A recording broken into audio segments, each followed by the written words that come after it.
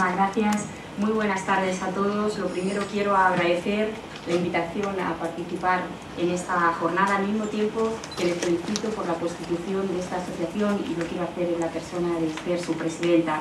Una asociación que va a apostar por la cultura del acuerdo frente a la cultura de la confrontación, que pondrá en valor y va a promover la mediación, que desarrollará una formación continua y tendrá códigos de conducta, y que al estar compuesta por muchos de ustedes, auténticos expertos mediadores, volcarán aquí su experiencia, sus conocimientos, en aras de mejorar entre todos esta vía alternativa de solución de conflictos. Un honor compartir esta mesa con mi compañero diputado Mario Vedera y con auténticos expertos como son los dos magistrados, el presidente de la Cámara Europea de Mediación Internacional, y con Silvia Hinojal, abogada y mediadora, que mejor que nadie pues, pueden conocer cuál está siendo el impacto de esta ley, conocen de primera mano cómo está evolucionando. ¿De dónde parte esta ley? Una de las reformas más pendientes que tiene nuestro país es colocar a la administración de justicia en el ámbito de las administraciones modernas, eficaces y eficientes, y eso se llama agilidad, y eso se llama reducir la litigiosidad, porque la máxima debilidad que tenemos es la lentitud. No se puede resolver, por ejemplo, un concurso de acreedores, por ejemplo, en más de 25 meses, o permitir que haya más de 20.000 millones de euros pendientes de ejecutar, es decir, que están fuera del circuito económico, y que es un dinero que no crea riqueza. España es un país que tiene un elevado índice de litigiosidad, y por eso es imprescindible asumir una nueva cultura de la administración de justicia, que reserve a los jueces el conocimiento de las cuestiones verdaderamente relevantes e irresolubles por otras vías, porque en los últimos años se han empleado muchos recursos económicos para incrementar en medios materiales y personales de la administración de justicia, pero sigue sin funcionar como debieran. El objetivo no es reducir costes, sino permitir una asignación más eficiente de los recursos de lo que se dispone. ¿Qué podía hacer el Gobierno para empezar a remediarlo? La primera medida que adoptó el Consejo de Ministros fue aprobar este Real Decreto Ley de Mediación en asuntos civiles y mercantiles. Os podéis preguntar por qué adoptaba la forma de Real Decreto Ley. No solo por la urgencia ante la necesidad de reducir esa litigiosidad que puede colapsar los tribunales de justicia, sino porque también en ese Real Decreto Ley se transponía una directiva comunitaria que estaba vencida de plazo desde mayo de 2011, a efectos de evitar sanciones en el ámbito de la Unión Europea. Se procedió entonces a la transposición inmediata, pero rápidamente el Gobierno pidió a los grupos parlamentarios que apoyáramos su tramitación como proyecto de ley, a fin de incorporar las aportaciones del resto de los partidos políticos en la Cámara y de los distintos colectivos. Se trataba de un proyecto de ley importante.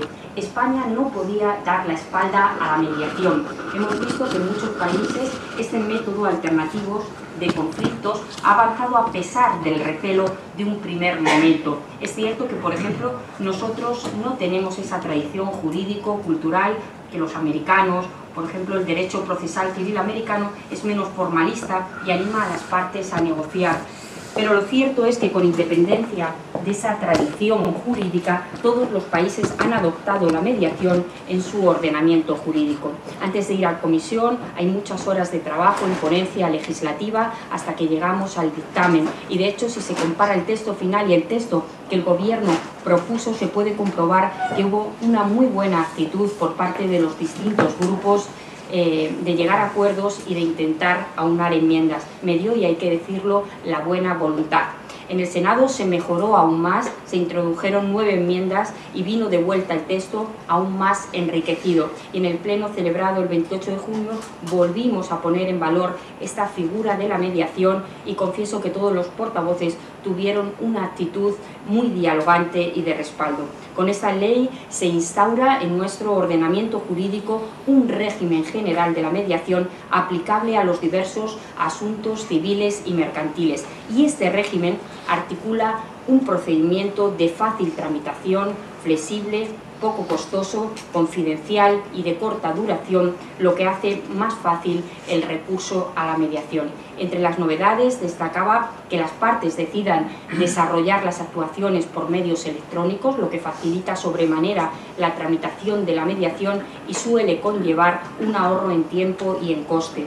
Asimismo, trata de velar por una mediación de calidad a través de la satisfacción por parte del mediador de ciertas condiciones para ejercer como tal, con esa exigencia a los mediadores de determinados requisitos de carácter formativo, lo que constituye una garantía para las partes que acuden a la mediación.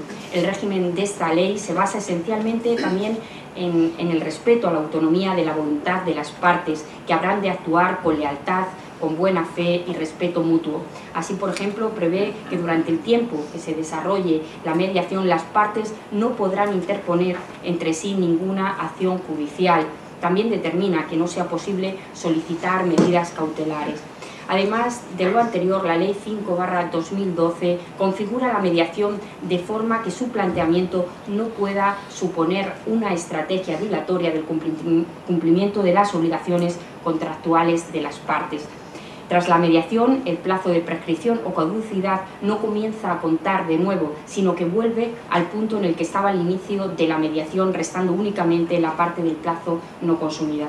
Por lo que respecta al acuerdo alcanzado a través de la mediación, este tiene carácter vinculante y, por analogía con las reglas del Código Civil en relación con la transacción extrajudicial, tiene para las partes autoridad de cosa juzgada. Eso significa que una vez alcanzado el acuerdo en cuestión, este no es impugnable por vía judicial ni las partes podrán reproducir ante los tribunales la controversia que ha dado lugar al mismo.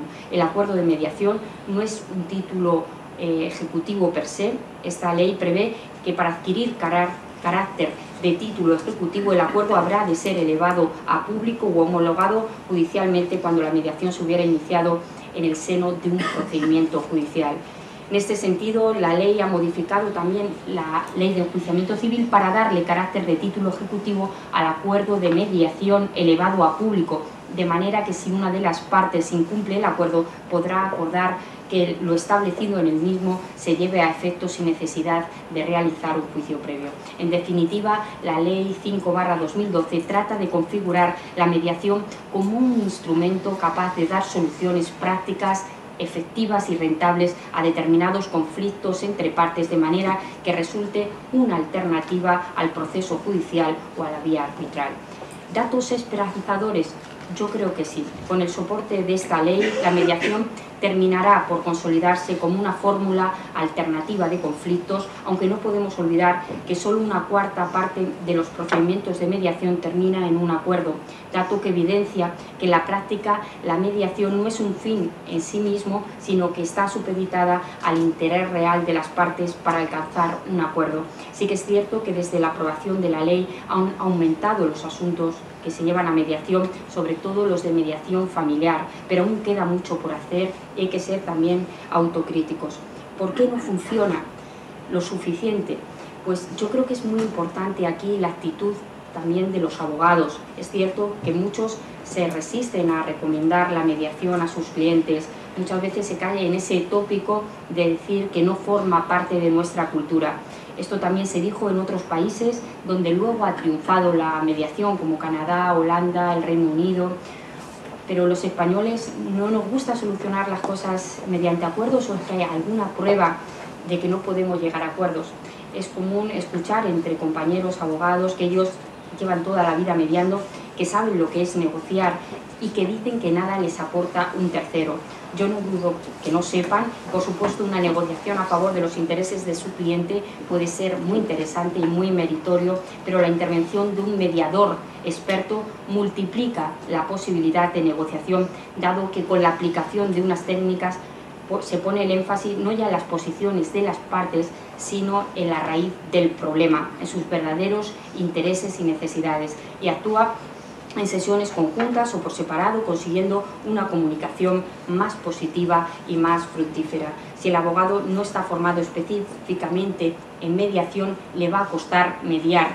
Podrá conciliar, acercar posiciones, podrá convencer, pero no mediar. Hay determinadas formas o procedimientos que no se descubren espontáneamente por lo que se refiere a una específica formación. En definitiva, motivos para felicitarnos porque la extensión de las fórmulas extrajudiciales de solución de los conflictos en una sociedad tan conflictiva como la que vivimos es una buena fórmula de pacificación social y de generar elementos de convivencia.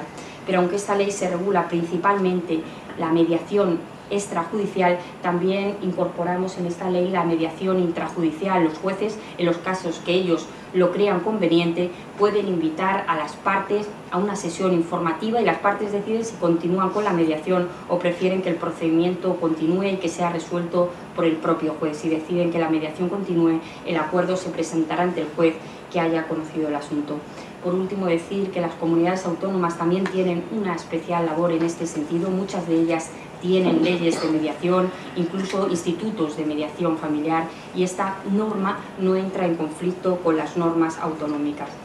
Pues muchísimas gracias por vuestra atención y por vuestra invitación. Hoy especialmente hay expertos aquí en la mesa que nos van a poder acercar de primera mano cuál es ese impacto de esa ley, y estaré muy atenta a lo que ellos nos digan por si tenemos que impulsar cualquier iniciativa legislativa desde el Parlamento.